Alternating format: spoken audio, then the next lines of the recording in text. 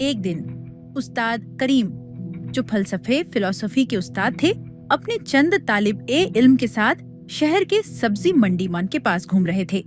उनके साथ आरयान, जावेद, दानियाल और कुछ और स्टूडेंट्स भी थे। अचानक उन्होंने देखा कि एक आदमी जेक गाय को रस्सी से खींच रहा था। आदमी चाहता था कि गाय उसके साथ घर चले, लेकिन गाय बिल्कुल हिल नहीं रही थी, बस जमीन पर जमी हुई थी। ये सिलसिला कुछ देर से चल रहा था। उस्ताद करीम ने उस आदमी से कहा, भाई जरा रुकना, 1 मिनट। फिर उन्होंने अपने स्टूडेंट से कहा, तुम सब मेरे इर्द गिर्द आ जाओ, मैं तुम्हें एक अहम बात समझाना चाहता हूँ। फिर उन्होंने पूछा, बताओ असल में कौन किससे बंधा है? क्या गाय उस आदमी से बंधी है या वो आदमी गाय से बंधा है? असल मालिक कौन है और गौलाम कौन?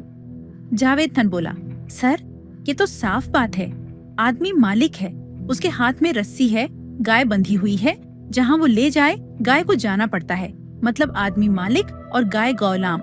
उस्ताद करीम मुस्कुराए और बोले, जवाब बुरा नहीं, लेकिन अब जरा देखो। उन्होंने अपने बैग से एक छोटी कैंची निकाली और अचानक रस्सी काट दी।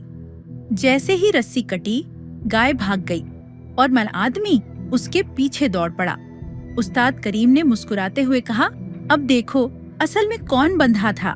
गाय को तो आदमी में कोई दिलचस्पी ही नहीं थी, वो तो आजाद होना चाहती थी, लेकिन अब देखो आदमी ही उसके पीछे भाग रहा है, मतलब असल में वो ही बंधा हुआ था। फिर उन्होंने कहा, बिल्कुल इसी तरह हम सबके अंदर भी गायें होती हैं, जैसे गुस्सा, हसद, जलना, डर और घमंड। ये ख्यालात हमारे नहीं होते, ये तो बस हमारे जहन में फंसे रहते हैं।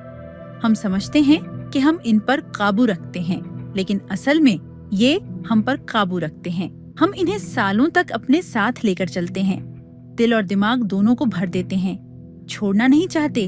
कभी कभी तो इनमें मजा भी आता है, लेकिन जैसे ही हम इन चीजों से बेदिल हो जाते हैं, वो खुद भाग जाती हैं, बिल्कुल उस गाय की तरह। फिर उन्होंने मुस्कुराते हुए कहा, जिंदगी में हम समझते हैं कि हम चीजों के मालिक हैं, माल, रिश्ते, इज्जत, लेकिन असल में इन्हीं चीजों की जरूरत हमें उनका गुलाम बना देती है। जितनी ज्यादा जरूरत उतना ज्यादा असर। याद रखो, सुकून और आजादी एक फैसला है। तुम अब भी फैसला कर सकते हो कि अपना जहन साफ करो, पुराने ख्यालात छोड़ो और नई खूबसूरत जिंदगी शुरू करो। खाली और पुरसुकून जहन ही सबसे खुश जगह होती है। अगर ये कहानी तुम्हें अच्छी लगी हो तो इसे शेयर करो, ताकि ये पैगाम ज्यादा लोगों तक पहुंचे। मैं फिर मिलूंगा एक और सोचने पर मजबूर कर देने वाली कहानियों के साथ। तब तक शुक्रगुजार रहो, सब्र करो और जिंदगी में आगे बढ़ते रहो।